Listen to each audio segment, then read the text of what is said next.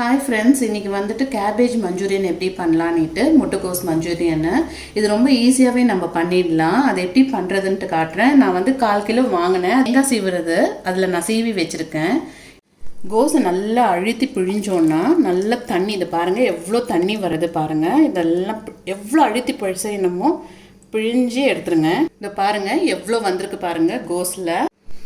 கோஸ் வந்து நம்ம நல்லா அழுத்தி பிசைஞ்சதில்ல இவ்வளோ தண்ணி வந்திருக்குல்ல இந்த தண்ணி தேவையில்லை இனி நம்ம ஏன் அதை பிழிஞ்சு எடுத்துட்டோம்னா நம்ம இதுலேயே பச்சை வாசனை கோஸில் பச்சை வாசனை இருக்கும் ஸோ இனி அது இருக்காது அதுக்கு என்னென்னா மைதாவும் கார்ன்ஃப்ளவரும் இது போடுறதால நம்மளுக்கு கரெக்டாக இதுவாகும் தண்ணி இருந்ததுன்னா இன்னும் எக்ஸ்ட்ரா போட வேண்டியது வரும் அப்புறம் எண்ணெய் நிறைய இழுக்கும் ஸோ அதனால தான் நம்ம இது பண்ணுறது இப்போ தேவையான பொருட்கள் இதோட சேர்த்துக்கிறதுக்கு ஃபஸ்ட்டு வந்துட்டு மிளகு போட்டுக்கலாம் 1 ஸ்பூன் மிளகு போட்டுக்கலாம் அப்புறம் வந்து கரம் மசாலா 1 ஸ்பூனு அப்புறம் வந்துட்டு வெறும் மிளகாய் தூள் வந்து 2 ஸ்பூன் நான் போட்டுக்கிறேன் அப்புறம் இஞ்சி பூண்டு பேஸ்ட் ஒரு 1/2 ஸ்பூன் நான் போட்டுக்கிறேன் உப்பு இதுக்கு தேவையான எவ்வளவோ உப்பு அதுக்கேற்ற மாதிரி கொஞ்சோண்டு இப்போ சேர்த்துக்கலாம் இது நல்லா பிசைஞ்சிக்கலாம் இதோட சேர்த்து சோள மாவு சேர்த்துக்கலாம் கார்ன்ஃப்ளவர் ஒரு 3 ஸ்பூன் சேர்த்துக்கலாம் அப்புறம் மைதா மாவு ஒரு 3 ஸ்பூன் சேர்த்துக்கலாம் இப்போ மைதா மாவு வேண்டாம்னா நம்ம அதுக்கு பதில் வந்து அரிசி மாவு சேர்த்துக்கலாம் ஒரு 2 ஸ்பூனு நல்லா இதோட பிசைஞ்சிட்டு நீங்கள் இது வந்துட்டு சப்பாத்தியோடவும் சாப்பிட்லாம் இல்லாட்டி ஃப்ரைட் ரைஸ் இதுக்கெல்லாம் நல்லாவே சாப்பிட்லாம் இல்லை ஈவினிங் வந்து ஸ்நாக்ஸ்க்கு பசங்க கேட்டாங்கன்னா இது உடனே பண்ணி கொடுத்துடலாம் ரொம்ப ஈஸியாக பண்ணலாம் இதை குட்டி குட்டியாக நம்ம ரவுண்ட் பண்ணிக்கலாம் ரவுண்ட் பண்ணிவிட்டு இதை எண்ணெயில் பொரித்து எடுத்துட்டு எப்படி பண்ணுறதுன்னு நான் உங்களுக்கு காட்டுறேன் இப்போ ரவுண்ட் பண்ணி வச்சாச்சு இதெல்லாம் வந்துட்டு எண்ணெயில் பொரித்து எடுத்துக்கலாம் ஹை ஃப்ளேமில் வைக்காதீங்க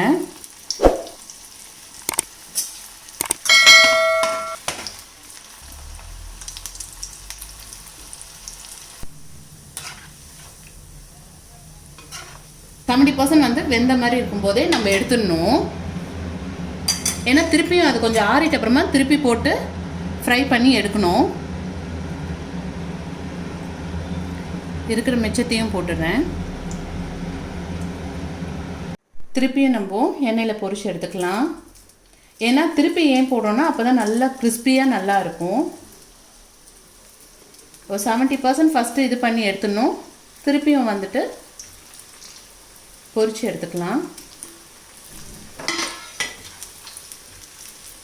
சும்மா லைட்டாக தான் ரொம்ப நேரம்லாம் இல்லை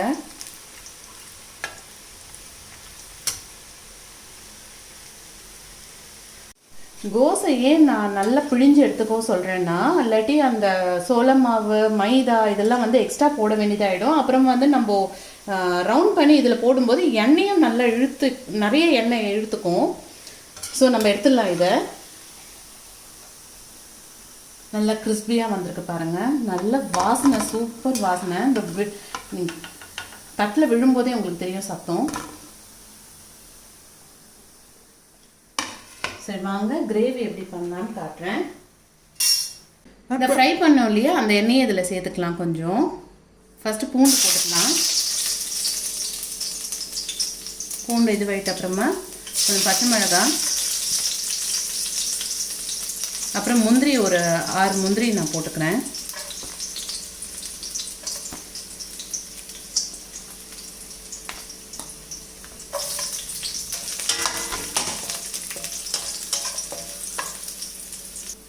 இப்போ வெங்காயம் சேர்த்துக்கலாம் வெங்காயம் நல்லா குட்டி குட்டியாக கட் பண்ணிக்கோங்க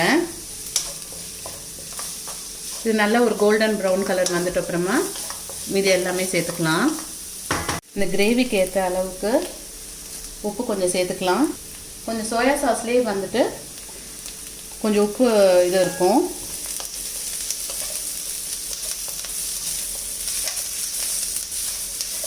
குடமிளகாய் சேர்த்துக்கலாம்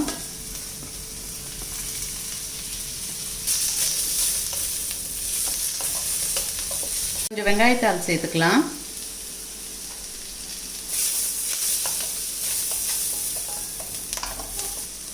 சோயா சாஸ் வந்து நம்ம 1.5 ஸ்பூன் சேர்த்துக்கலாம் சில்லி சாஸ் வந்து 1 ஸ்பூன் சேர்த்துக்கலாம். இது டொமேட்டோ சாஸ் வந்து 2 ஸ்பூன் சேர்த்துக்கலாம். டொமேட்டோ சாஸ் வந்து 2 ஸ்பூனு, சோயா சாஸ் வந்து 1.5 ஸ்பூனு, அப்புறம் சில்லி சாஸ் வந்து 1 ஸ்பூனு. கொஞ்சம் தண்ணி மாத்திரம் ஊற்றிக்கலாம். இதோட ரொம்ப வேணால் ஒரு 2 ஸ்பூன் போல். இப்போது 1.5 ஸ்பூன் கார்ன்ஃப்ளவர் இதில் ஊற்றலாம்.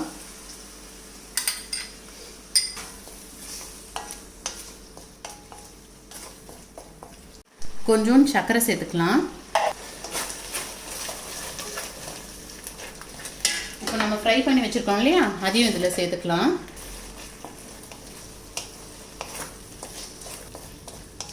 இது நீங்கள் சப்பாத்திக்கு பண்ணி பாருங்கள், அவ்வளோ நல்லாயிருக்கும், டேஸ்ட்டாகவும் இருக்கும்.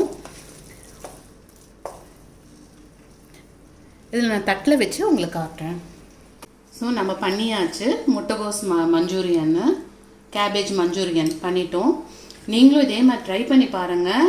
அதே மாதிரி என்னென்னா, இது கோஸில் தான் பண்ணோமான்றதே தெரியாது, சாப்பிடும்போது அவ்வளோ டேஸ்ட்டாக நல்லா இருக்குது. தேங்க்ஸ் ஃபார் வாட்சிங்.